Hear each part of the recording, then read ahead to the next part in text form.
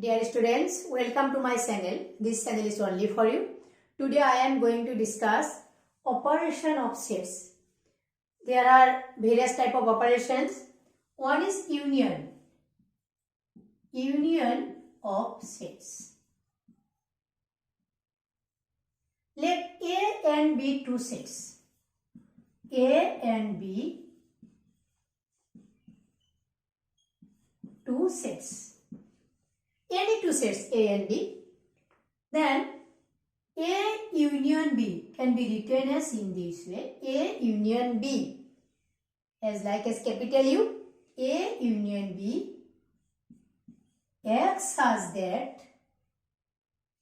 X belongs to A or X belongs to B. Here every element of A also belongs to A union B.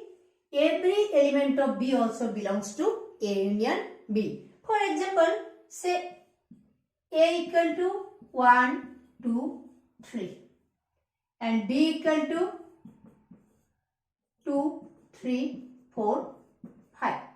Then you can write A union B 1. Here 1 is not there, so you have to write only 1. 2 common. So you have to write 1 time, 3 common 1 time, next letter 4 and 5. So the elements of A union B are 1, 2, 3, 4, 5. That means every element of A or every element of B belongs to A union B. I think all of you understood. A union B, you can represent it by Venn diagram also. Venn diagram, say this one A. Set A. Another set is B. The whole part A union B. That means element of A belongs to A union B or element of B belongs to A union B. So this is a Venn diagram of A union B. So you can write the notes. Next, properties of union. Number 1, A union B equal to B union A. This law is known as commutative law. Commutative law. 2 plus 3 equal to 3 plus 2. This one commutative law of natural number with respect to addition. A union B union C. If you take the union of A union B first, then union of C, you will get the same value.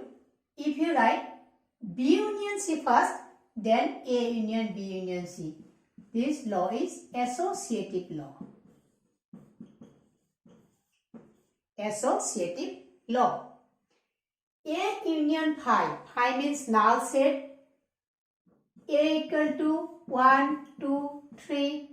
Phi means null set. No element is there. So A union phi, if you take union, then you will get A. This law of identity. Law of identity. Here phi is the identity of U. U union A. U means universal set. U universal set is a large number of set equal to U. This is one law of U. A union A equal to A, idempotent law. Idempotent law. So here some laws of union. A union B equal to B union A, commutative law. A union B union C, A union B union C, associative law. A union phi equal to a law of identity. U union A equal to U, law of U. A union equal to A, idempotent law. Here phi is the identity of U. Next operation is intersection. Intersection of sets. Let A and B two sets.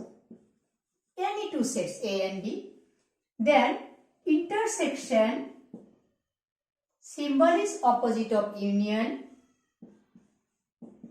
X such that X belongs to A and X belongs to B.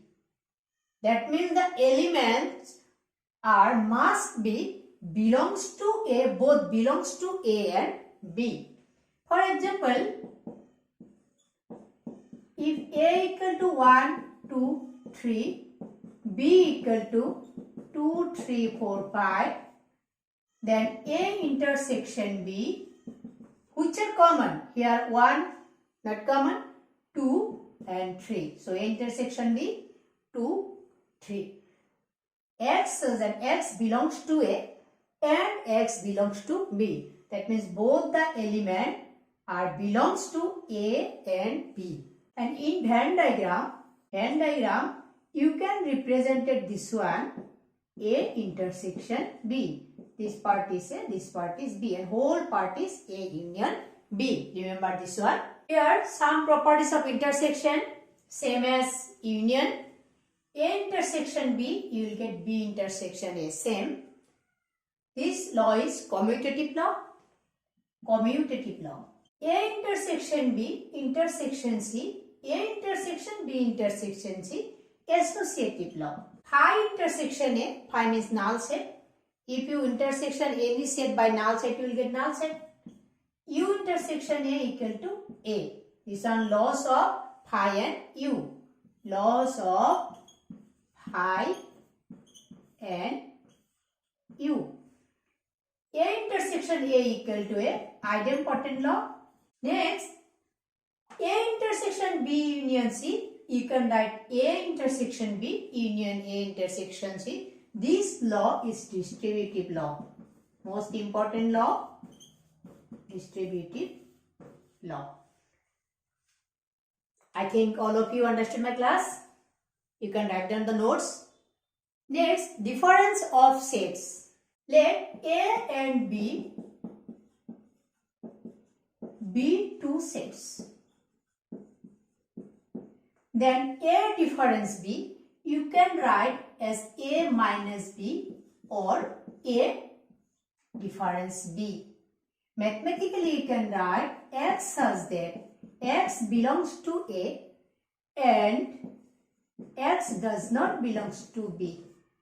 That means every element of A belongs to A but not belongs to B. For example, A, so 1, 2, 3, B, 2, 3, 4, 5.